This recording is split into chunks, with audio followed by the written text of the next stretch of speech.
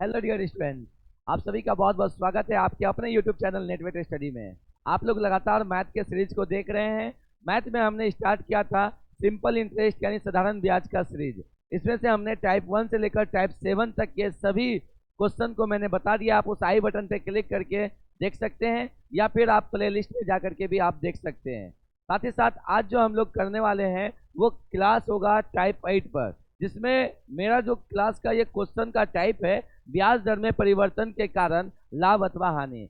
अगर profit and loss देखते हैं तो हम लोगों के दिमाग में एक ही बात जाता है कि ये प्रॉफिट एंड लॉस का चैप्टर है, लेकिन जब आप सिंपल इंटरेस्ट यानी साधारण ब्याज बनाते हैं और उसमें ब्याज की दर में परिवर्तन होता है तो वहां पे भी लाभ अथवा हानि देखने को मिलता है। तो आज इसी टाइप के क्वेश्चन को हम लोग करने वाले हैं। आइए स्टार्ट करते हैं।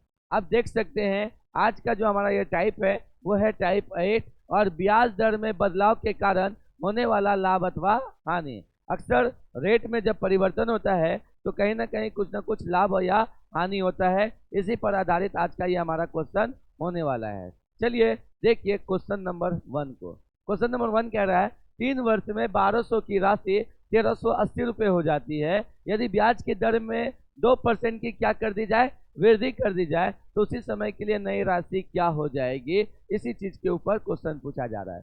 देखिए एक सिंपल सा बात है, आप चाहे तो इसे दो तरीका से बना सकते हैं। एक तो है बेसिक मेथड। आप ये करिए कि 1200 और 1300 का अंतर लेकर के जो अमाउंट आ रहा है वो ब्याज का अंतर होगा, यानी हम लोग ब्याज होगा और कितने वर्ष का होगा, वो 3 वर्ष का होगा। उससे 1 वर्ष का निकाल लेंगे, फिर उससे रेट निकाल लेंगे, उनके बाद जाकर के 2% वृद्धि करके तो फिर से हम लोग क्या कर सकते हैं, तो नई राशि निकाल सकते हैं। लेकिन मैं आपको बिल्कुल सटीक तरीका बता रहा हूँ, आपको कुछ नहीं करना। इसमें जो बड़ा अमाउंट दिया हुआ है उसको लिख लीजिए 1380 और यहाँ पे प्लस कीजिए जो छोटा अमाउंट दिया हुआ है वो, और इसी छोटा अमाउंट पर रेट लगेगा कितना परसेंट, 2%। और कितने समय के लिए, 3 वर्ष के लिए। तो principal into rate into time बट्टे में क्या कर देंगे, 100। अब जब इसका कैलकुलेशन करेंगे तो 12 बार में ये कट जाएगा, 12 ना 24 या 72, 72 प्लस 1380 आप करेंगे तो इस हिसाब से आपको टोटल इसका आंसर आ जाएगा 2 8 7 15 के 5 हासिल 1 3 1 4 और 1, यानी 1452 रुपये।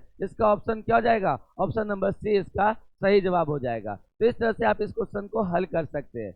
देखिए बेसिक मेथड लगाएंगे तो आपको काफ़ी समय लग सकता है। आप ऐसे करेंगे 1200 लिखेंगे, फिर 1380 रुपया लिखेंगे, इसका अंतर आपको पास आ जाएगा 180 रुपये। ये कितने साल में आया, 3 साल में। तो 1 साल में कितना आएगा, 60 रुपये। अभी 60 रुपये 1200 का कितना परसेंट है, वो परसेंट रेट आप निकाल लेंगे, उसमें फिर जा करके आपको प्लस 2% करेंगे, उनके बाद आप अमाउंट निकालेंगे। ये आपको टाइम टेकिंग है, ये आपका क्या है, टाइम टेकिंग है, काफ़ी टाइम लेगा। हम आपको बता रहे हैं बिल्कुल इजी क्वेश्चन, एकदम आसानी तरीका से आप बना पाएंगे। आप बड़ा अमाउंट को, जो बाद वाला अमाउंट है, यहाँ रख लीजिए, इसके साथ प्लस कीजिए, छोटा अमाउंट गुना जो रेट दिया हुआ है गुना जो टाइम दिया हुआ है बट्टे 100। आप जब इसको सॉल्व करेंगे तो आपके पास ये रिजल्ट निकल के चले आ जाएगा 1452। आई होप आप लोग समझ पाए होंगे। सेम ऐसा ही एक और क्वेश्चन हम आपको कराते हैं, थोड़ा सा डाटा चेंज कर देते हैं।